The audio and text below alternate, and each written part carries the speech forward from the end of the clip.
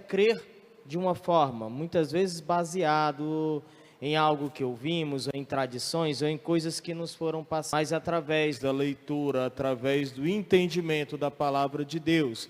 Sim, a palavra de Deus, ela é prioridade, nós devemos nos render a ela. Isso quer dizer que até as minhas próprias opiniões perdem o valor diante do esclarecimento da palavra de Deus. Eu cria de uma forma.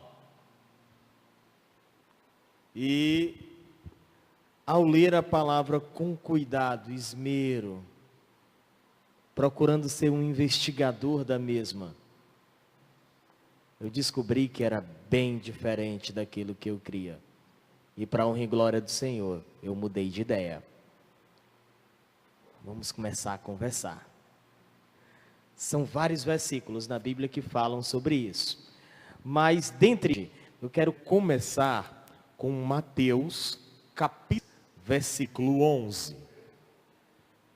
Vai ser o primeiro da lista.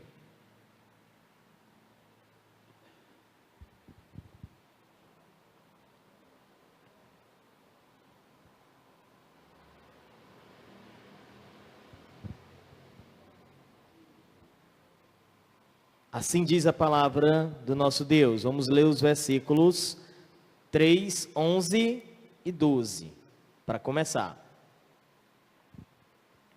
Eu vos com água para arrepender, mas aquele que vem depois de mim é mais poderoso do que eu, cujas sandálias não sou digno de levar. Ele vos batizará com o Espírito Santo e com fogo.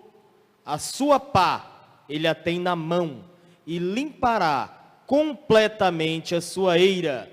Recolherá o seu trigo no celeiro, mas queimará a palha em fogo inextinguível. Oremos. Senhor das nossas vidas, pertencemos a Ti, Pai.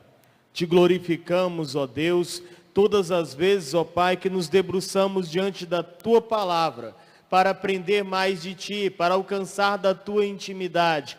Pai Santo, nos prepara, Senhor, abre nossos corações, abre nossas mentes, nos ensina, Senhor, nos ensina o que vem a ser a Tua vontade segundo a Tua santa palavra, para que alcancemos, Senhor, corações sábios, que Te louvam e Te adoram em espírito e em verdade, em o nome do Senhor Jesus. Amém. Amém. É interessante essa frase muito usada no meio, principalmente pentecostal. Aí eu queria fazer uma pergunta para começar. Quem quer ser batizado com fogo? Eita, ninguém. Esse versículo que fala sobre batismo com fogo aparece 2 vezes na Bíblia. 2 vezes. E ambas coincididamente no capítulo 3. Primeiro, Mateus 3 e 11. Depois, Lucas 3 e 16. Em Lucas 3 e 16, a gente pode ir até lá para conferir.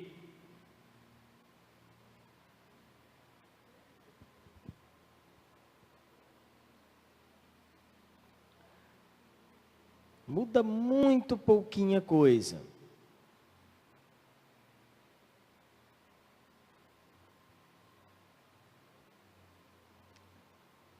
E disse João a todos: eu, na verdade, vos batizo com água, mas vem o que é mais poderoso do que eu, do qual não sou digno de atar-lhe as correias das sandálias. Ele vos batizará com o Espírito Santo e com fogo. A sua pá ele a tem na mão, para limpar completamente a sua eira e recolher o trigo no celeiro, porém queimará a palha em fogo inextinguível. Vai iniciar o nosso frase bem usada no meio teológico hoje. Texto fora de contexto é pretexto. Para quê? Para falar bobagem, para pregar aquilo que a palavra não diz. Existem, meus amados, N ismos espalhados pelo mundo, que partiram de uma má interpretação ou do isolamento de uma partícula, sem observar o contexto. Para observar o contexto, para construir esse entendimento, nós temos que começar a aprender a fazer um dos melhores mecanismos de estudo. Eu tenho que começar a fazer perguntas ao versículo.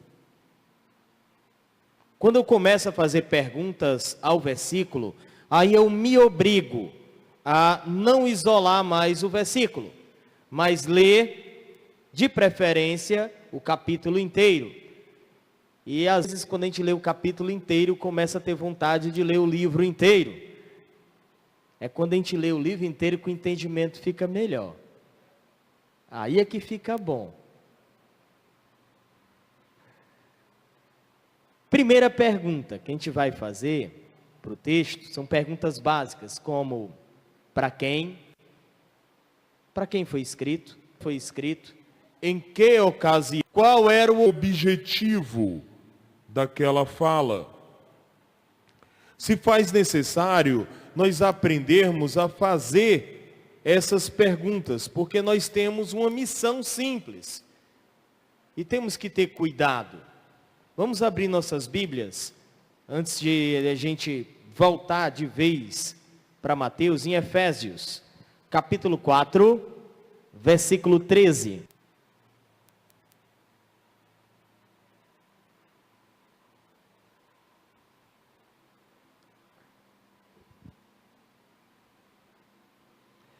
Esse é o nosso objetivo como igreja, todas as vezes que nos debruçamos diante da palavra de Deus. Para que nós lemos? Para que nós estudamos? Por que nós investigamos? Para isso. Até que todos cheguemos à unidade da fé e do pleno conhecimento do Filho de Deus, a perfeita varonilidade, a medida da estatura, da plenitude de Cristo, para que não sejamos mais como meninos, agitados de um lado para o outro, e levados ao redor por todo o vento de doutrina, pela artimanha dos homens, pela astúcia que induzem ao erro, mas seguindo a verdade em amor, cresçamos em tudo naquele que é a cabeça, Cristo. Nós aprendemos que temos que desejar, como crianças recém-nascidas, o genuíno leite espiritual. Fato, realmente, é assim que devemos desejar. Isso não significa que teremos que ser como meninos a vida inteira, mas que nós precisamos, em glória do nosso Deus, para que a nossa missão seja melhor confirmada, procurar a varonilidade. A palavra varonilidade, ela reflete ao sentido de maturidade, ser adulto, começar por alimentos sólidos. E assim, assim, eu quero é ver chegar falso mestre, falso profeta, com conversas alheias de versículos isolados, tentando convencer vocês que alcançaram a varonilidade, que procuraram a verdadeira intimidade de Deus, o verdadeiro conhecimento da palavra. Eles vão fugir, porque não vão saber o que falar. Primeira pergunta, vamos lá. Agora a gente vai começar para valer. O que significa então A maior de todas as dúvidas. O que é esse batismo? Até um certo tempo, eu tinha uma dúvida por causa do "i", que é muito usado por outros intérpretes para dizer que são dois batismos diferentes, ou seja, com o Espírito Santo e com fogo. O que vem a significar isso? Para a gente entender, nós vamos fazer a primeira pergunta para o versículo. Para quem? Naquele momento, João estava falando para um...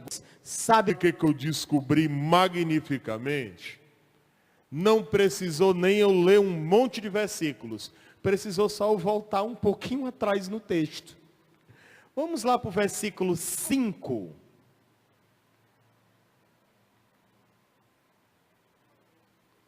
Mateus, capítulo 3.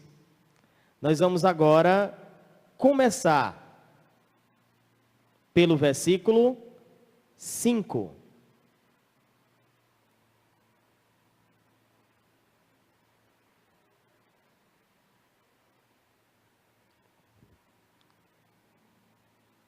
Versículos 5 e 6.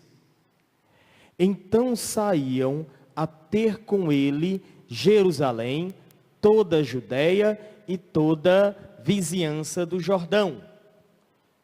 E eram por eles batizados no rio Jordão, confessando os seus pecados. Primeira parte. Ele retrata, ele fala, ele explica quem eram aqueles que estavam sendo batizados com água para o arrependimento. Continuando, vamos para o versículo 7.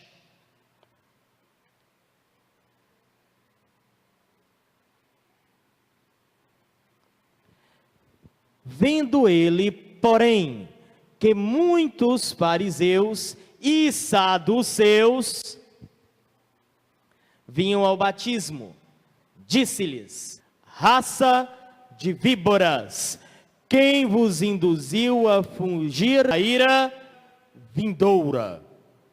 Para quem João estava falando então?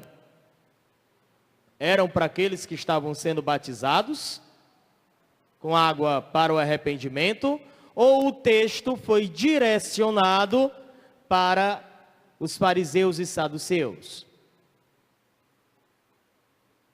Basta entrar um pouquinho atrás, não é? A gente perde de uma forma bem clara. Mateus 3:11 era algo que estava sendo falado para os fariseus e saduceus que andavam procurando o batismo. Mas aí me veio uma pergunta na hora: então, por que não batizar? Estavam lá, eram os religiosos da época. Então eu decidi pesquisar um pouquinho sobre quem eles eram. Por quê? Que João, ao vê-los, agiu dessa forma, tão rápida. Víbora. Víbora é uma serpente que vive enterrada na areia, que só pica, só morde o calcanhar quando alguém passa por perto dela no deserto. É um animal noturno e traiçoeiro.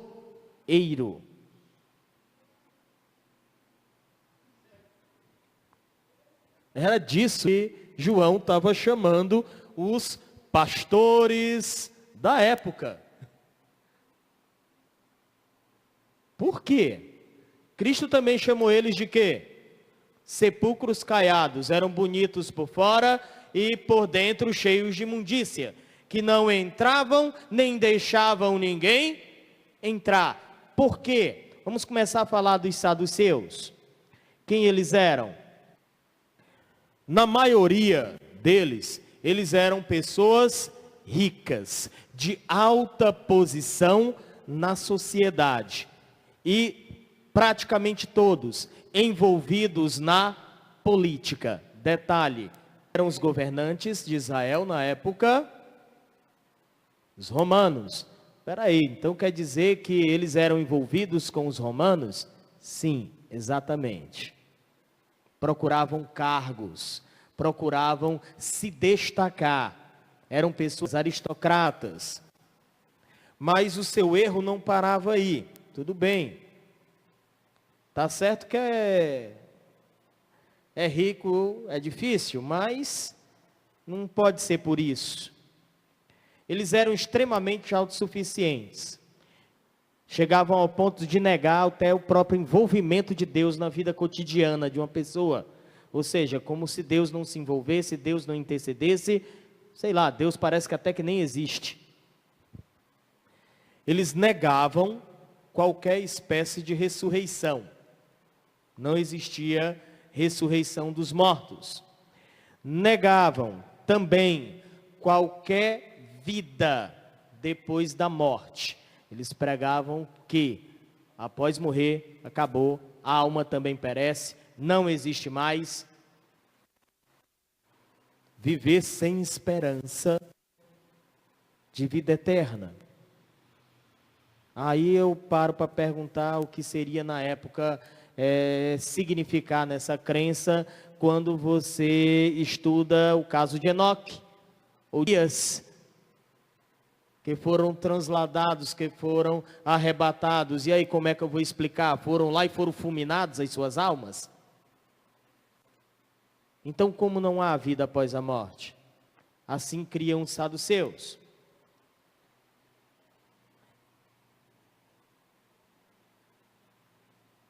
Eles acreditavam que não há qualquer penalidade ou recompensa depois do que seria a morte. Negavam também a existência de um mundo espiritual. Apesar de os escritos da época relatarem o aparecimento de anjos, mas eles não criam nem anjos nem em demônios. Isso eram os saduceus, os ricos. Os fariseus, em contraste, diferente, eles eram na sua maioria empresários de classe média. Tinham posses, mas não tanto quanto seus. Por isso eles eram mais próximos ao povo e tinham maior acesso.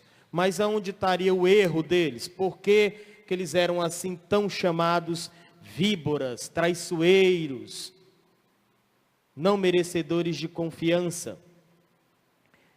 Eles acreditavam nas tradições orais, aquilo que era para a tradição, como peso de doutrina bíblica. Um exemplo bem clássico: era proibido comer sem lavar a mão várias vezes. E para lavar a mão várias vezes, haviam regras. Por exemplo, não podia pegar da água sobre a mão. Eu tinha que emergir toda a minha mão. Tinha todo um ritual para lavar a mão. E se você não fizesse esse ritual, você estaria pecando. Mas, sábado era algo, não podia fazer nada mesmo. Era proibido até para uma mulher se olhar no espelho durante o sábado. A Bíblia não fala isso. Não há nenhuma orientação sobre a mulher não se olhar no espelho. Não podia se olhar, porque ela podia sofrer a tentação de fazer algo com a sua aparência. Deixa eu ver, me olhei no espelho, virei o cabelo, já estou pecando. Eu fiz algo.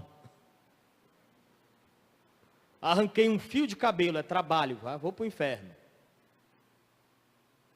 Era por isso que Cristo chamava eles dessa forma. Eles não entravam nem deixavam ninguém entrar, colocavam cargas tão pesadas que nem eles mesmos se moviam para levar. Por isso é que João reagiu da forma como reagiu. Raça de víboras, animais traiçoeiros. Quem foi que conversou com vocês para vocês fugirem do que está vindo por aí? Estão com medo de quê?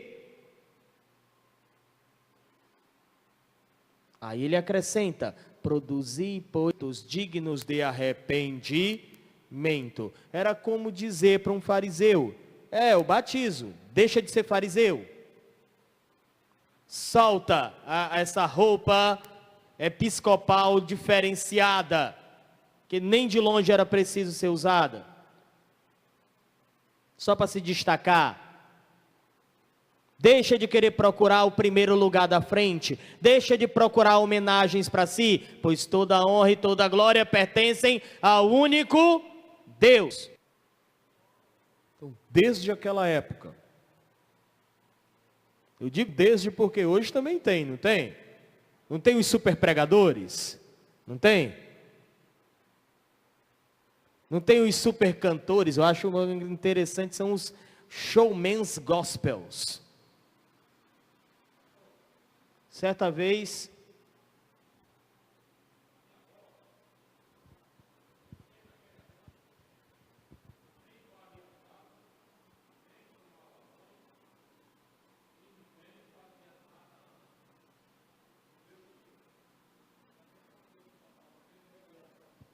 é uma tradição. É uma tradição.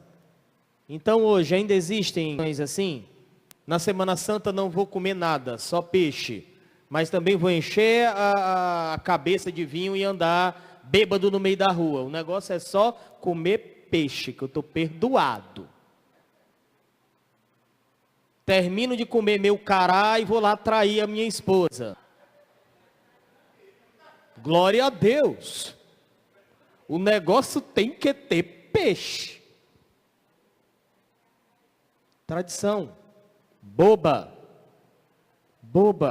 Pessoas se prendendo a bobagens. Desde aquela época já havia. E assim se faz necessário para que nós não sejamos achados no farisaísmo moderno que existe ainda hoje, disfarçado de um nome mais bonito: legalismo. Talvez a gente não pesquisando por farisaísmo, nós não vamos achar tanta coisa na atualidade. Agora pesquise por legalismo.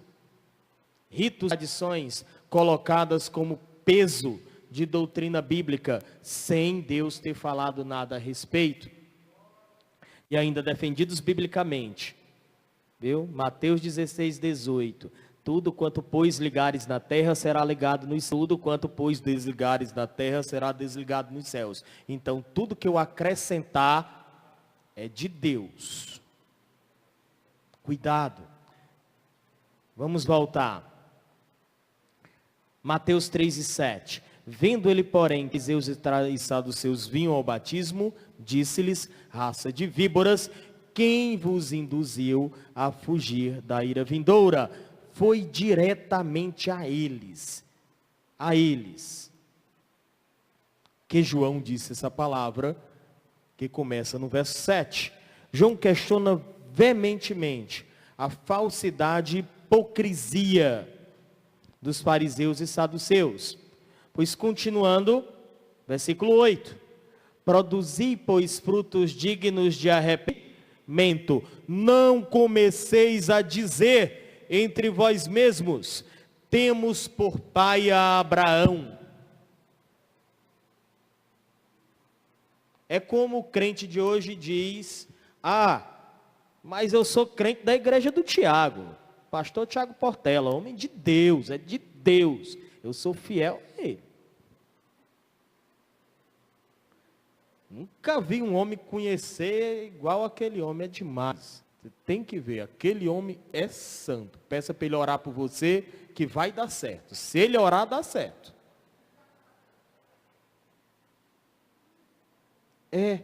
Ainda existe exatamente dessa forma.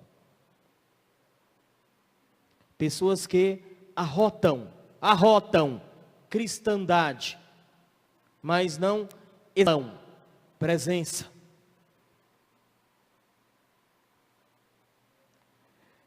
Porque eu vos afirmo que destas pedras Deus pode suscitar filhos a Abraão. Não fica procurando desculpa. É arrepender e pronto. Fim. estavam ali com outros objetivos, não com de se arrependerem dos seus pecados e viver uma nova vida. Na verdade, era para ser visto mesmo, para ganhar destaque, para pegar carona na fama.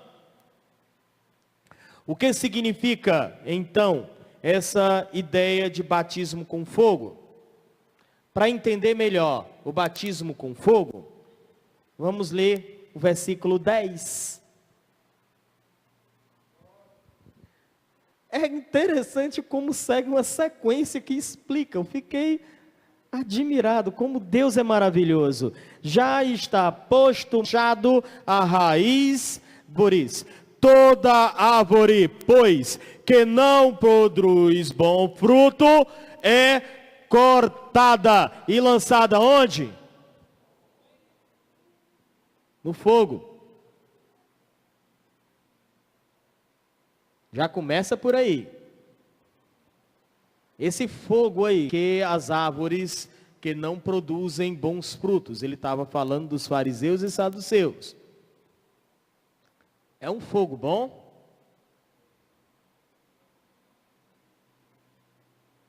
Hein? A presença de Deus é fogo, é fogo, é fogo, é fogo, é fogo. Queima Jesus.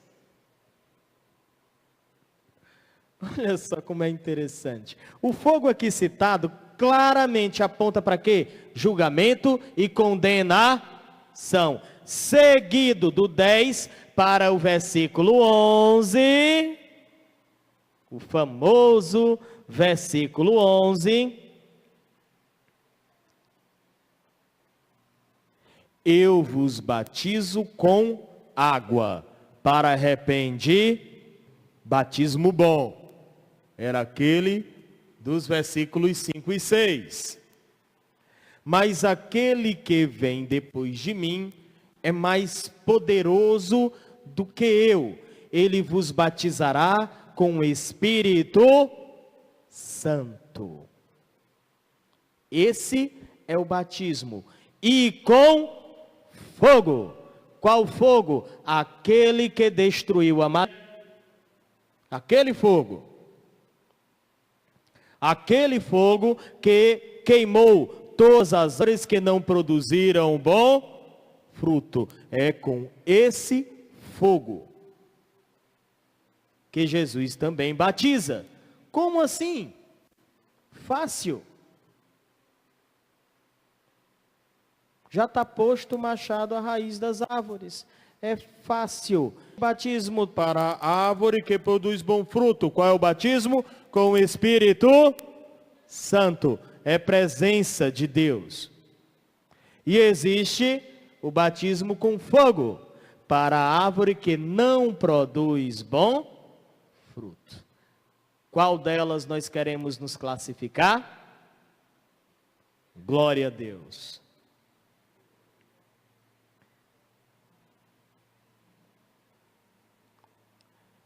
Não é tão difícil de entender.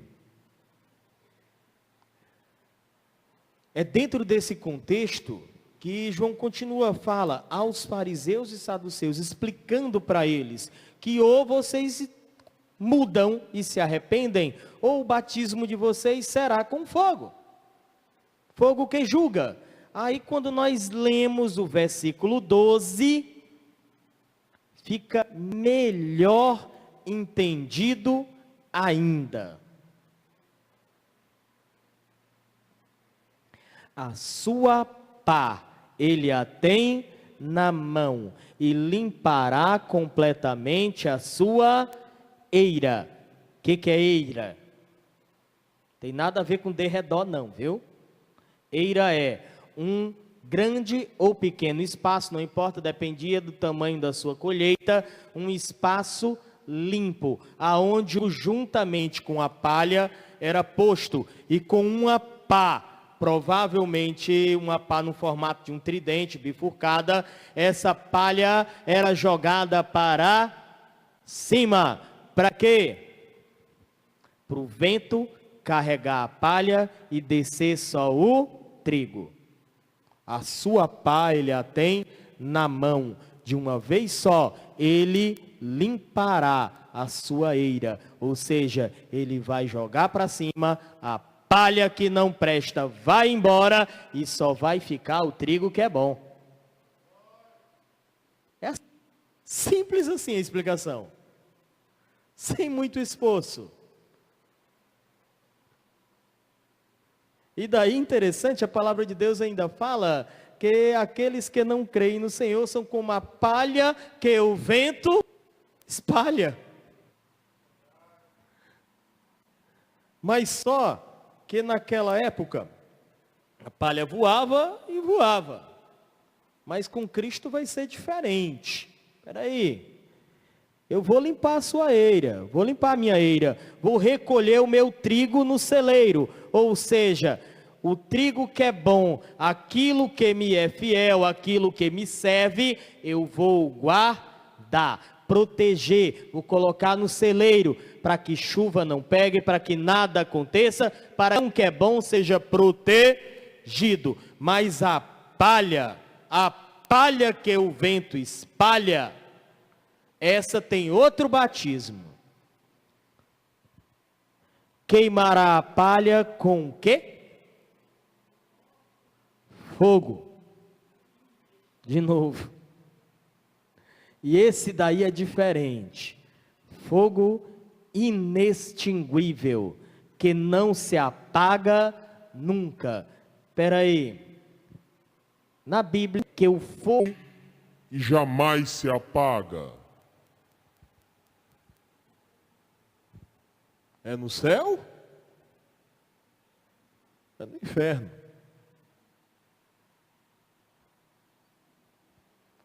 De uma forma bem simples, dá para a gente entender que há uma diferença do batismo com o Espírito Santo e com fogo. Nós vamos, com o passar do tempo, aprender versículo a versículo. Extrema Cuidado, do jeito que nós temos feito com Romanos, sem muita pressa, para que nós entendamos e entendamos de verdade, versículo a versículo, todos os versículos que falam sobre batismo, que nos explicam o que vem a ser o real batismo com o Espírito Santo, esse nós vamos estudar com calma, até nós aprendermos e alcançarmos a perfeita varonilidade. Porém, contudo, eu tenho algo de presente para a gente entender quem somos nesse contexto inteiro. Vamos voltar em Efésios, agora capítulo 1.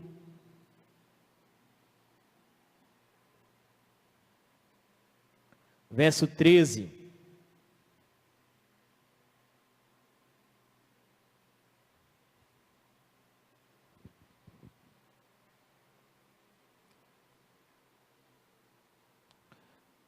O batismo com fogo só aparece nessas duas passagens, porque era direcionada aos fariseus e saduceus que desagradavam a Deus. Mas existe outro povo, em que também vós, depois que ouvistes a palavra da verdade, o evangelho da vossa salvação, tendo nele também crido, fostes selados com o Santo Espírito da promessa, que prometeu: o trigo eu vou guardar no celeiro, eu vou proteger. Essa é a promessa, é o batismo que nós procuramos, é a presença de Deus em nossas vidas. Ao se perguntar sobre o que vem a ser batismo do Espírito Santo, você pode responder de uma forma bem simples. Batismo com o Espírito Santo é a presença de Deus tão firme na minha vida e tão notória que as pessoas olhem para mim e vejam Ele em mim. Não tem nada a ver com espetáculo, não tem nada a ver com ter poderes ou coisa dessa maneira. Tudo isso é bobagem. Texto fora de contexto é pretexto para falar bobagem. É.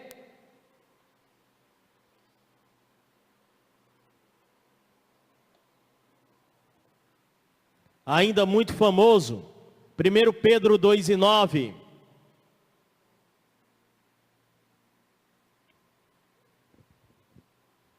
Quem somos nós diante de tudo isso? Fácil. Vós, porém, sois raça eleita, sacerdócio real, nação santa, povo de propriedade exclusiva de Deus. Eu amo essa palavra exclusiva. Quer dizer que eu sou só dele e ninguém toma. A fim de proclamardes as virtudes daquele que vos chamou das trevas para a sua maravilhosa luz, que te tirou do mundo da dúvida para o mundo da fé, da certeza de que ele vem, da certeza de que ele é Deus e que a sua palavra é verdade. Já a palha que será lançada em fogo inextinguível são os ímpios, batizados com o fogo do juízo de Deus. Como vimos, todo o contexto usa fogo como símbolo de juízo de Deus sobre os perversos. Sabemos que nas escrituras sagradas, o fogo é usado muitas vezes para simbolizar presença, poder, mas é necessário observar o contexto com cuidado, para que nós não façamos o seguinte: vamos a generalizar o significado de cada passagem ou isolar versículo para fazer má interpretação. O batismo com fogo é claramente identificado como o batismo que Deus aplica nos ímpios, um batismo de condenação, porque ele é todo justiça. Assim, o crente verdadeiro não deve procurar batismo com fogo. Nós devemos procurar batismo com o Espírito Santo.